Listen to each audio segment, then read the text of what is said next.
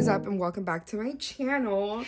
So today we are going to have a little Bible study. I haven't done this in a really long time. I think I've only done it maybe once or twice in the past, and one of them was like on Instagram Live. So it's been a while. I'm kind of not the best at this, but I still, it's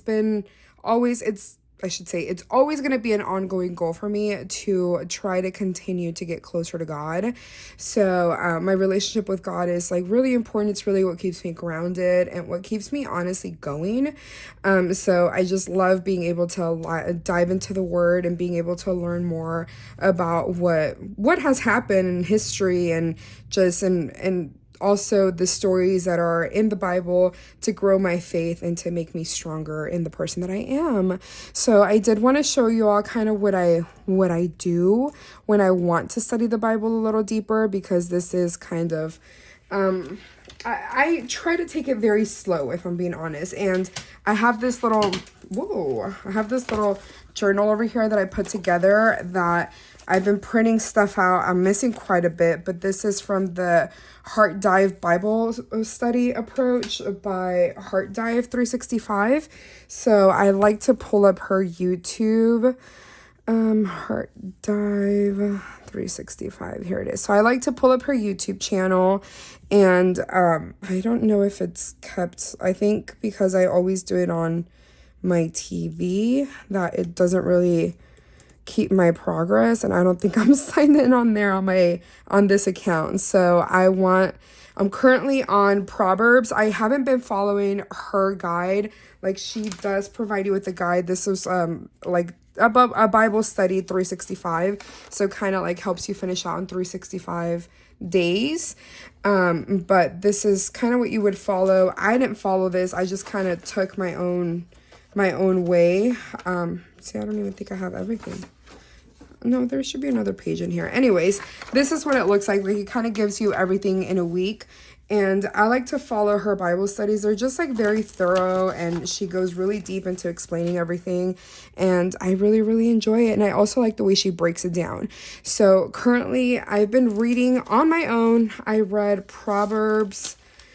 I started reading Proverbs and I stopped at Proverbs 9. So as you can tell, I've been writing quite a bit, but I feel like I got kind of a little off when I got to Proverbs 8.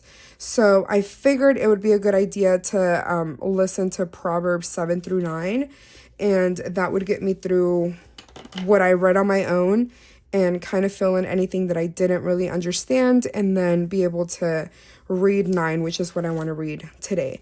So my goal is to be able to finish all of Proverbs, which is quite a bit. I mean, it's not really super long.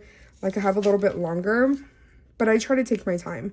But my goal was to read all of Proverbs by the end of the month. So kind of like finish Proverbs before the year ends. And I don't know, just Proverbs I feel like is a really good place. So anyways, I'm going to go ahead and play this, and I'll kind of like talk to you all through it just so y'all know what I'm doing. But I figured this was a good way to explain kind of what I do. Also, her voice is like really soothing. So I will tag her down below if you're interested in listening along or like studying with me. This is what I follow. So anyways, I will come back to you in a bit after I kind of listen to it. Go ahead, sit in fellowship and to learn. And so I pray that that's exactly what will happen as we humble our hearts before you. I just ask that you please open up our eyes to be able to see you, our ears to be able to hear your voice, and also please cultivate the soil of our hearts so that it is ready for you to plant seeds in them, so that they. So one thing I did want to point out is that on her description, she actually provides all of her notes. So I just went ahead and click this. She saves it in Google Drive, and it opens up for me automatically. So she literally shares, like, you can tell she scans her Bible and what she highlights, and you kind of in color too, which is really awesome. And as she's like reading and talking, she actually describes what she's doing like piece by piece. So it's really, really in depth. It sometimes takes really long to go through what she talks about. Like, this is 30 minutes, but it's, I don't know, it's just so good to actually understand what you're reading. So I just wanted to share that really quick before we go in. So yeah, let's get started. You know, before I would get myself into trouble by trying to be nice to everyone. But what I found is that in being nice to certain people in environments that I thought were safe, it ended up leading to places and situations that I should. So the pressure from society that has always existed, but definitely noteworthy here. Verse 10, and behold, the woman meets him. So with this picture of this young man being in a place where he shouldn't be, at a time he shouldn't be, now in the street, now in the market, and at every corner, she lies in wait. So she's waiting for her target, that vulnerable one to attack. She seizes him and kisses him, and with bold face, she says to him, I had to offer sacrifices, and today I have paid my vows. So in church, even if you're on staff, she continues in verse 15, so now I have come out to meet you, to seek you, even in ministry, in Bible studies, in church, even if you're on staff. She continues in verse 15, so now I have come out to meet you, to seek you eagerly, and I have found feel desired. And this is a big deal because written almost like a hymn of prayer, and the love for God cannot coexist. It's going to be one or the other. And here Solomon says that the more that you fear the Lord, the more that you will hate evil. It's just a natural progression. And it's important to remember that hating evil doesn't mean hey, love me and filling their treasuries. So a whole lot of excellence that comes from wisdom. You can go back here and see the benefits that come with it. Hated the first of his acts of old. Ages ago, I was set up at the first, before that might not transgress his command. When he marked out the foundations of the earth, then I was beside him, like a master workman. I was daily. So if you didn't catch the many times that it said before, as one that is large, it is stable, it is immovable, unshakable, it's perfect. She has slaughtered her beasts. She has mixed her wine. You're never really going to gain the wisdom that comes with that. I mean, most of us would rather be complimented, right? It's just human nature because criticism doesn't feel good. But this is why, or they'll try to make me feel bad, for which the ignorance is bliss or the petty delete button exists. But help us to see these invitations for what they are and to discern their intent and destination.